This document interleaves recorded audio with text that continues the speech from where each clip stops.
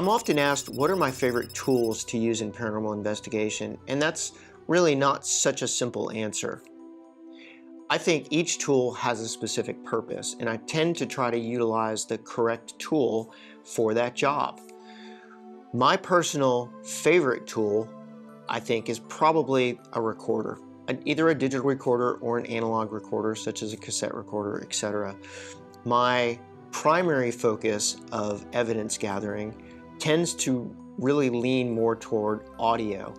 The reason behind that, and I've mentioned this in several of my videos, is that it is incredibly difficult to fake audio. With the advent of generative AI and large language models like ChatGPT, it is becoming increasingly more easy to fabricate video or photographic evidence. Audio, on the other hand, if you know what to look for, there are specific signatures that are present in the audio waveforms during analysis that can help determine whether that audio has been manipulated or not. So I tend to lean a little more heavily toward audio because not only is it a little more difficult to fake, it's not impossible, but it's certainly much more difficult, but it also provides a much more immediate answer. In other words, when you ask a question, the response is almost instantaneous versus photographic or video evidence that you essentially have to watch after the fact. My second favorite tool is pretty obviously the ghost box or spirit box.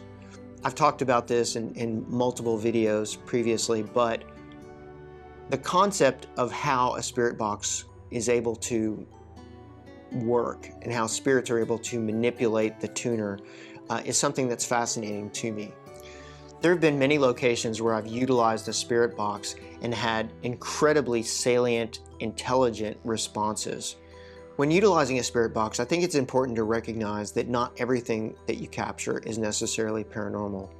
By its very nature, a spirit box works by scanning the radio bands, and as a result, the audio that you hear is broadcast fragments.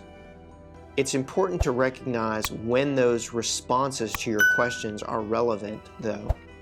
I think the third favorite tool of mine is one that you don't even need to purchase or build. It's one that every one of us has. It's our brains. I strongly believe that having a concept of objectivity and rational thought is important when conducting paranormal investigations. Now, I'm not saying that you necessarily have to be skeptical of everything. What I am saying is that you should be objective. You should look at all sides.